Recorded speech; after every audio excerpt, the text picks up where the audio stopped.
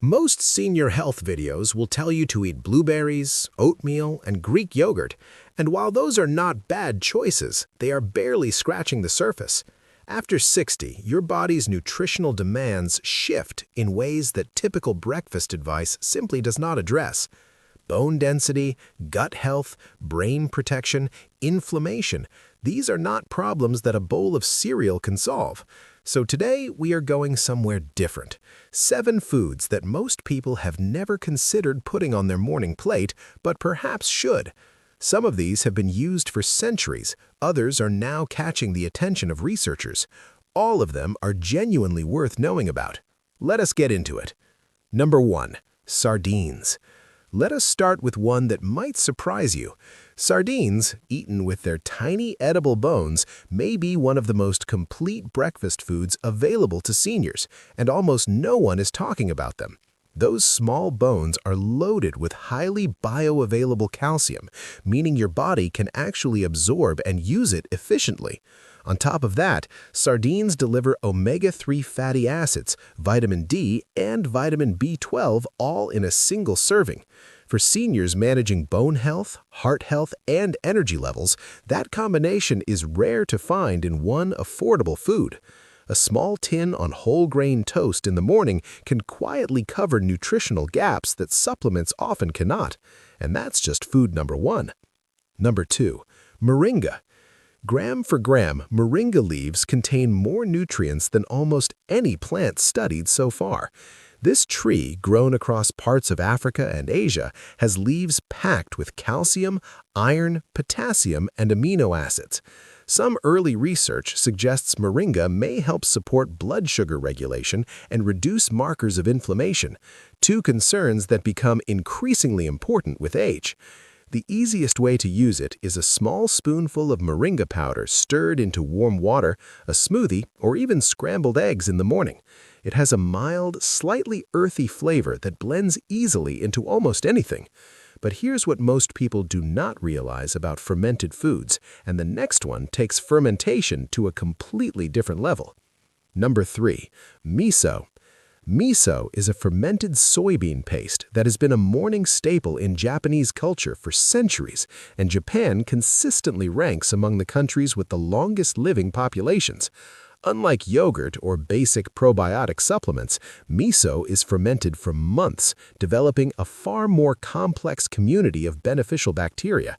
Some research has linked regular miso consumption to lower blood pressure and improved cardiovascular markers. Now, miso does contain sodium, which is worth noting, but low-sodium varieties are widely available, and a small amount goes a long way in warm broth or blended into a savory morning soup. It gets more interesting from here, though. Number 4. Fermented black garlic. Take regular garlic, age it slowly under controlled heat and humidity for several weeks, and something remarkable happens. The sharp, pungent compounds mellow into a soft, almost sweet flavor, and the antioxidant content roughly doubles compared to raw garlic. Fermented black garlic has been studied for its potential to support heart health, reduce oxidative stress, and protect brain function. For seniors who love garlic but find the raw version harsh on their stomach, black garlic offers a gentler and arguably more powerful alternative. A clove or 2 in the morning, eaten alone or added to food, is all it takes. Speaking of fermentation doing something unexpected to a familiar food, the next one is worth your full attention. Number 5. Tempeh.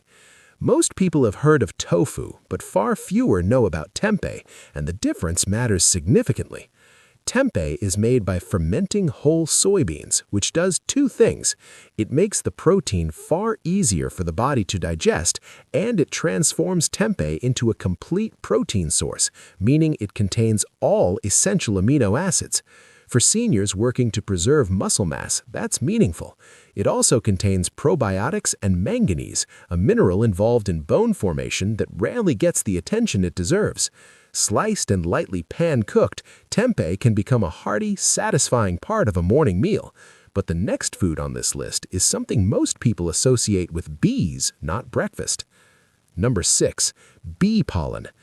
Bee pollen is one of the most enzyme-rich natural foods that exists. Collected by bees from flowering plants, it contains proteins, B vitamins, antioxidants, and compounds that some researchers believe may help support immune function and reduce inflammation, two concerns that become increasingly important with age. The easiest way to use it is a small spoonful of bee pollen stirred into warm water, a smoothie, or even scrambled eggs in the morning. It has a mild, slightly earthy flavor that blends easily into almost anything. But here's what most people do not realize about fermented foods, and the next one takes fermentation to a completely different level. Number 7. Dandelion greens. That's right, dandelion greens, the plant most people spend weekends trying to remove from their lawn, are quietly one of the most nutrient-dense greens available. Per serving, they contain more calcium than milk, which alone makes them worth a second look for seniors concerned about bone health. They're also a powerful prebiotic food, meaning they feed and strengthen the beneficial bacteria already living in your gut, rather than simply adding new ones. And some research points to dandelion's potential role in supporting liver function, helping the body filter and process more efficiently. Young dandelion leaves have a pleasantly bitter flavor, similar to arugula, and work well in a morning salad or lightly sautéed alongside eggs. Here's the bigger picture. None of these foods are magic on their own, but what they share is quiet, consistent power, the kind that builds over time when you make them a regular part of how you eat. The most meaningful health changes after 60 rarely come from one dramatic decision. They come from small, smart, daily choices that add up slowly into real results.